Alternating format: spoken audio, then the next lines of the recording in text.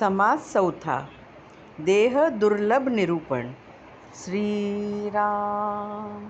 देयाकरिता गणेश पूजन, देयाकरिता शारदा वंदन, देयाकरिता गुरु सज्जन संत श्रोते. या देहात अंतरात्मा असतो, म्हणूनच त्याला उद्देशून गणेश पूजन, शारदा वंदन तसे गुरु सज्जन संत श्रोते यांना वंदन वगैरे केले जाते.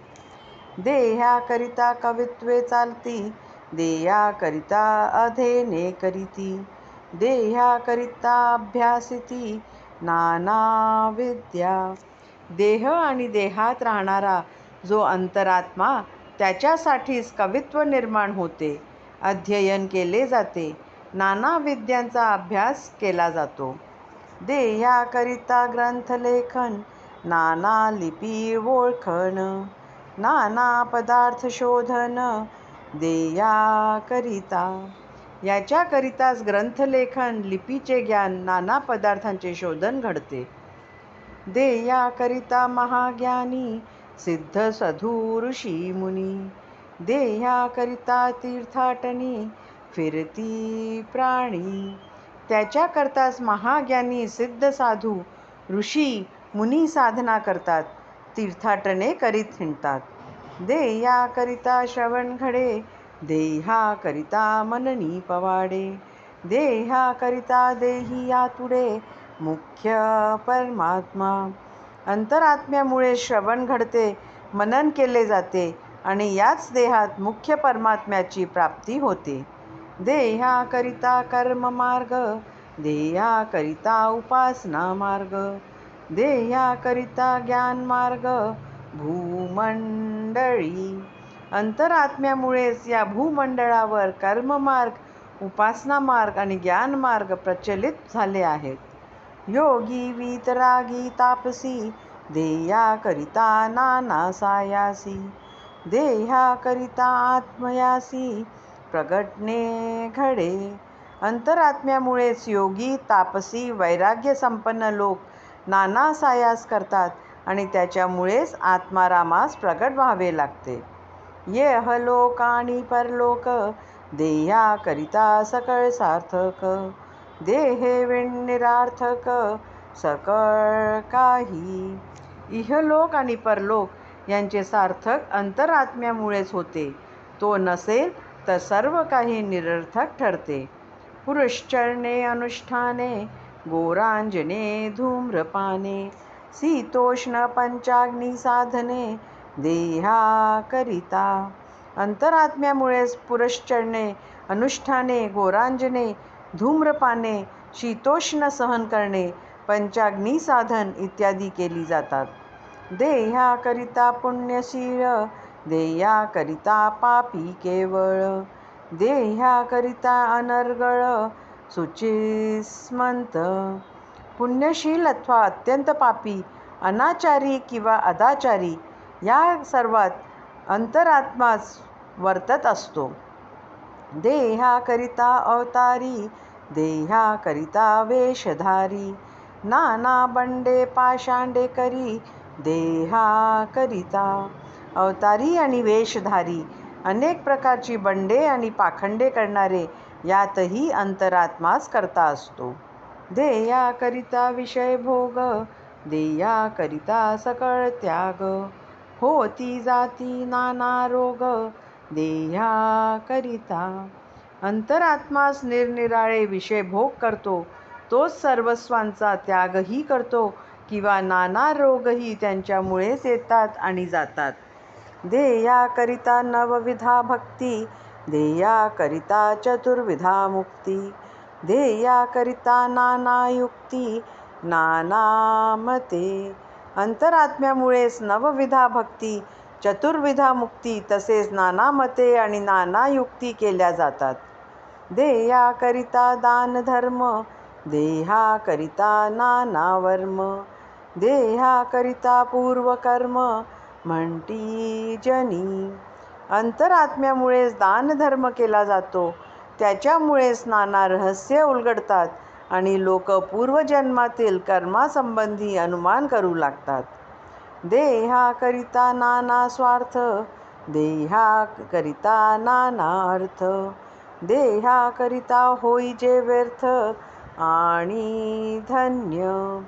अंतरात्म्यामुळेच नाना प्रकारे स्वार्थ साधला जातो, नाना पदार्थ मिळवले जातात. मनुष्य जन्म व्यर्थही जाऊ शकतो अथवा धन्यही होऊ शकतो. देहा करिता नाना कळा, देहा करिता उणा आगळा, देहा करिता जिव्हाळा भक्ती मार्गाचा. अंतरात्म्यामुळेच नाना कला शिकता येतात. मनुष्य उणा किंवा आगळा ठरतो, त्याच्यामुळेच भक्ती मार्गासंबंधी जिव्हाळा उत्पन्न होतो. नाना सन्मार्ग साधने, देहा करिता तुटून नीतीज बंधने, देहा करिता निवेदने मोक्ष लाभे. अंतरात्म्यामुळेच नाना सन्मार्गाची साधने करता येतात, त्यामुळेच बंधने तुटतात आणि अंतरात्म्यामुळेच आत्मनिवेदन घडून मोक्ष लाभतो. देह सकळामध्ये उत्तमू, देही राहिला आत्मा रमू, सकळा घटी पुरुषोत्तमू, विवेकी जाणती. मान व देह सर्व देहात उत्तम आहे, त्यातच आत्मा राम राहतो. विवेकी पुरुष असतात ते सर्व प्राणी मात्रात पुरुषोत्तम आहे हे जाणतात. देहा करिता नाना कीर्ती अथवा नाना अपकीर्ती, देहा करिता होती जाती अवतार माळिका. अंतरात्म्यामुळेच कीर्ती मिळते अथवा अनेक प्रकारे अपकीर्ती होते, त्याच्यामुळेच अवतारांच्या मालिका म्हणजे अनेकानेक अवतार होत असतात. देहा करिता नाना ब्रह्म, देहा करिता नाना संभ्रम, देहाचे न उत्तमोत्तम भोगिती पदे. अंतरात्म्यामुळेच नाना भ्रम अथवा नाना संभ्रम उत्पन्न होतात आणि त्याच्यामुळेच उत्तमोत्तम पदांची प्राप्तीही होते. देहा करिता सकळ काही, देहाविन काही नाही, आत्मा विरे ठाई ठाई नव्हताच जैसा. देहधारी अंतरात्म्यामुळेच सर्व काही घडते, तो नसेल तर काहीच होऊ शकत नाही. आत्मा जेथल्या तेथे जणू काही नव्हताच अशा प्रकारे विरून जातो.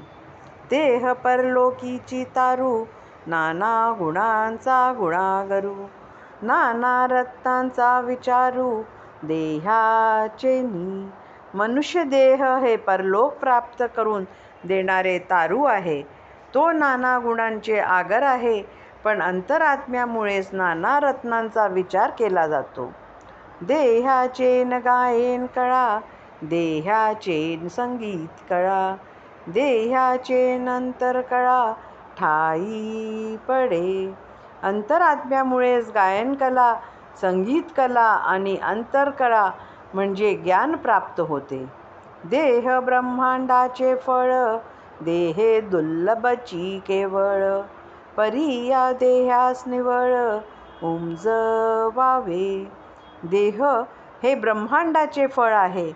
मानव देह हा केवळ अत्यंत दुर्लभ आहे, पण यात असलेल्या देहीला म्हणजे अंतरात्म्याला हे उमजवावे.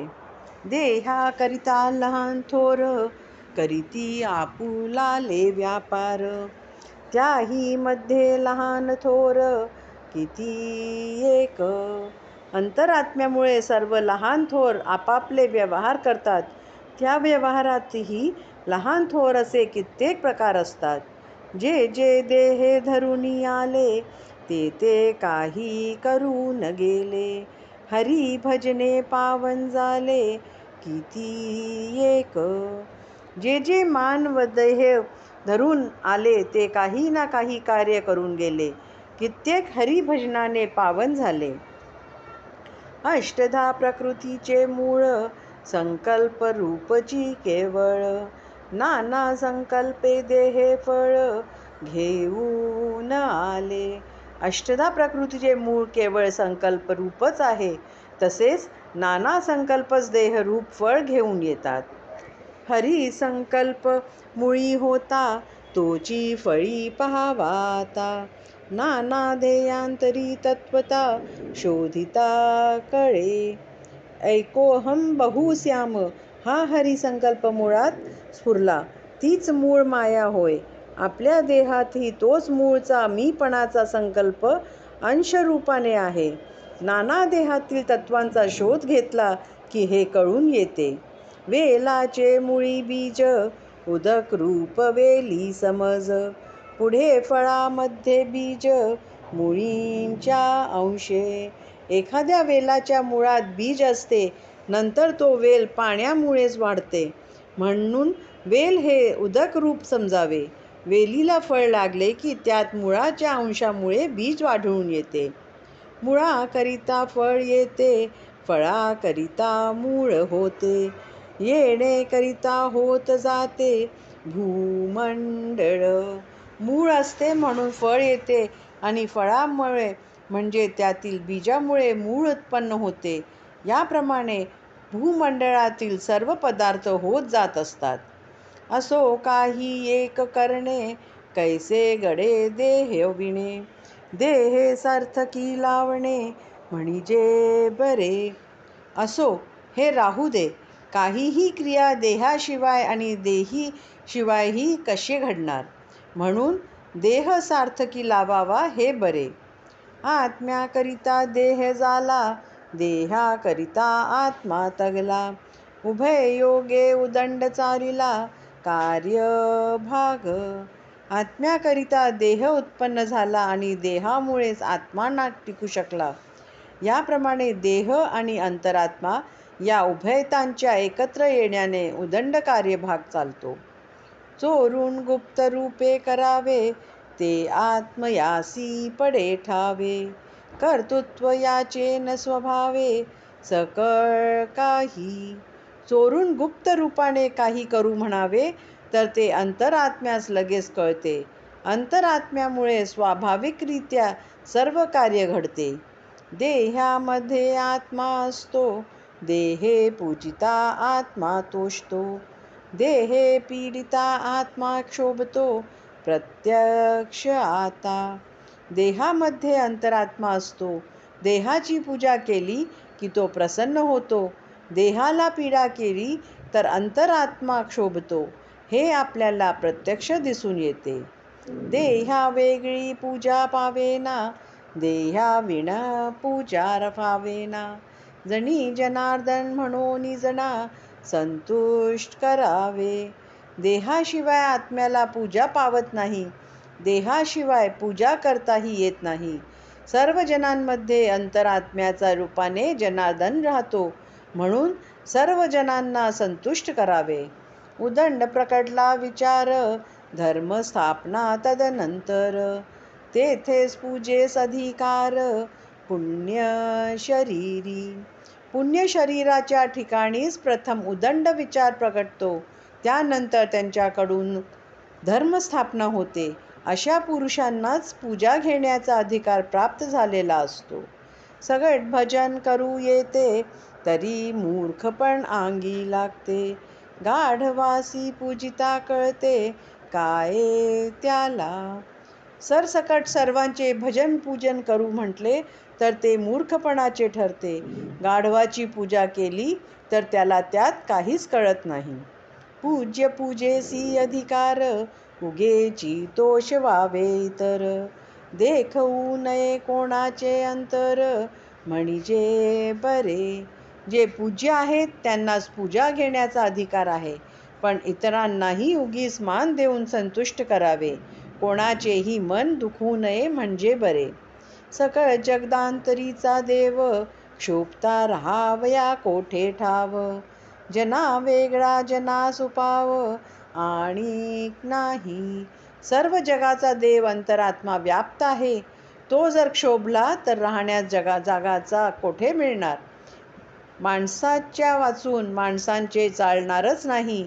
म्हणून त्यांना संतुष्ट करण्याशिवाय दुसरा उपायही नाही. परमेश्वराचे अनंत गुण, मनुष्य काय सांगावी खूण. परंतु अध्यात्म ग्रंथ श्रवण, होता उमजे.